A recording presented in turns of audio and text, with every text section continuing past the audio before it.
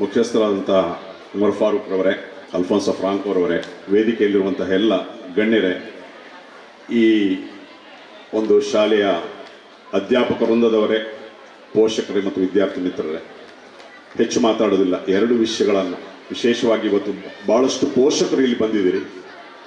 ಅವರಿಗೆ ನನ್ನ ಕಿವಿ ಮಾತು, ನಿಮ್ಮ ಮಕ್ಕಳ ಮಾರ್ಕ್ಸ್ನ ಹಿಂದೆ ಹೋಗಬೇಡಿ ದಯವಿಟ್ಟು.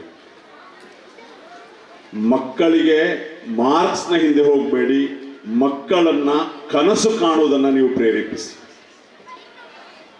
ನೀವು ಯಾವಾಗ ಮಕ್ಕಳನ್ನ ಉನ್ನತ ಕನಸಿಗೆ ನೀವು ಪ್ರೇರೇಪಿಸ್ತೀರಿ, ಆ ಮಗು ತನ್ನಷ್ಟಕ್ಕೆ ತಾನೇ ಆ ಮಾರ್ಕ್ಸ್ ಜೊತೆಗೆ ಹೋಗ್ತದೆ. ಮಾರ್ಕ್ಸ್ನ ಮೇಲೆ ಡಿಸ್ಕಷನ್ ಮಾಡಬೇಡಿ ದಯವಿಟ್ಟು. ಮೌಲ್ಯಯುತವಾದಂತಹ ಸಮಾಜಮುಖಿಯಾದ ನಿಮ್ಮ ಮಗುವನ್ನ ಸಮಾಜಮುಖಿಯಾಗಿ, ನಿಮ್ಮ ಮಗುವನ್ನ ಮೌಲ್ಯಯುತವಾಗಿ, ನಿಮ್ಮ ಮಗುವನ್ನ ಉತ್ತಮ ಮನುಷ್ಯನನ್ನಾಗಿ ಮಾಡಬೇಕು ಹೊರತು ಮಾರ್ಕ್ಸ್ನ ಹಿಂದೆ ದಯವಿಟ್ಟು ಹೋಗಬೇಡಿ. ನಿಮ್ಮ ಮಗುಗೆ ಡ್ರೀಮ್, ಕನಸನ್ನ ಕಲಿಸಿ. ಉನ್ನತ ವ್ಯಕ್ತಿಗ ಒಂದು ಪ್ರೇರೇಪಣೆ, ಮೋಟಿವೇಶನ್ ಅನ್ನ ಕೊಡಿ ಅಂತ ಈ ಸಂದರ್ಭದಲ್ಲಿ ಹೇಳ್ತೇನೆ. ಎರಡನೇದು, ನನ್ನ ಎಲ್ಲ ಏನು ಅಧ್ಯಾಪಕ ಮಿತ್ರರಲ್ಲಿ ನಾನು ಹೇಳುವಂಥದ್ದು, ಇತ್ತೀಚಿನ ದಿನಗಳೇನಾಗಿದೆ ಅಂತ ಹೇಳಿದ್ರೆ ಒಂದು ಪ್ರೊಫೆಷನಲಿಸಮ್ ಆಗಿದೆ. ನಮ್ಮ ವಿದ್ಯಾಭ್ಯಾಸ ಸಂದರ್ಭದಲ್ಲಿ ಗುರುಗಳು ಯಾವ ರೀತಿ ಇದ್ದು ಅಂತಂದ್ರೆ ಅಷ್ಟೊಂದು ಸ್ನೇಹ, ಪ್ರೀತಿ. ಒಬ್ಬೊಬ್ಬ ವಿದ್ಯಾರ್ಥಿಯ ಬಗ್ಗೆ ಕೂಡ, ಒಬ್ಬೊಬ್ಬ ವಿದ್ಯಾರ್ಥಿಯ ತಂದೆ ಹೆಸರೇನೋ, ತಾಯಿ ಹೆಸರೇನೋ, ಏನ್ ಮಾಡ್ತಾ ಇದ್ದಾರೆ ಏನು, ಅಷ್ಟರ ಮಟ್ಟಿಗೆ ಒಂದು ಇಂಟಿಮೇಸಿ, ಅಷ್ಟರ ಮಟ್ಟಿಗೆ ಒಂದು ಬಂಧುತ್ವ ಇತ್ತು. ಆದ್ರೆ ಇತ್ತೀಚಿನ ದಿನಗಳಲ್ಲಿ ಏನಾಗಿದೆ, ಒಂದು ಪ್ರೊಫೆಷನಲ್ ಸ್ಟೈಲ್ಗೆ ಹೋಗ್ಬಿಟ್ಟಿದೆ. ಹಾಗಾಗಿ ಅಧ್ಯಾಪಕ ವೃಂದದವರು ಕೂಡ ಮಕ್ಕಳನ್ನ ಪ್ರೇರೇಪಿಸುವಂತಹ, ಪ್ರೋತ್ಸಾಹಿಸುವಂತಹ ಕೆಲಸವನ್ನ ಮಾಡಿದ್ದೀವಿ.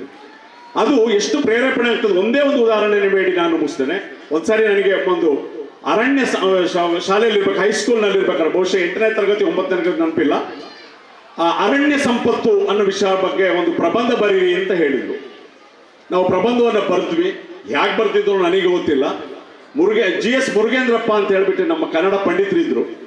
ಅವರು ನನ್ನ ಪ್ರಬಂಧ ಬರೆದ ನೋಟ್ಸ್ನಲ್ಲಿ ಬಹಳ ಅತ್ಯುತ್ತಮವಾಗಿದೆ, ಇನ್ನು ಓದು ಅಂತ ಹೇಳಿಕೊಂಡು ಒಂದು ಇದನ್ನು ಬರೆದ್ರು.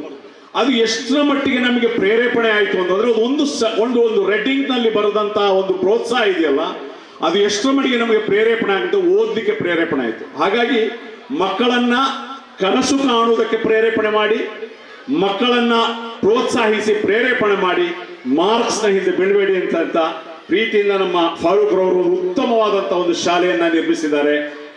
ಅವರಿಗೆ ಒಳ್ಳೇದಾಗಲಿ, ಮುಂದಿನ ದಿನಗಳಲ್ಲಿ ಒಂದು ಉತ್ತಮ ವಿದ್ಯಾಸಂಸ್ಥೆಯಾಗಿ ಬೆಳೆಯಲಿ ಅಂತ ಹಾರೈಸ್ತಾ ನನ್ನ ಮಾತನ್ನು ಮುಗಿಸ್ತೇನೆ. Thank you.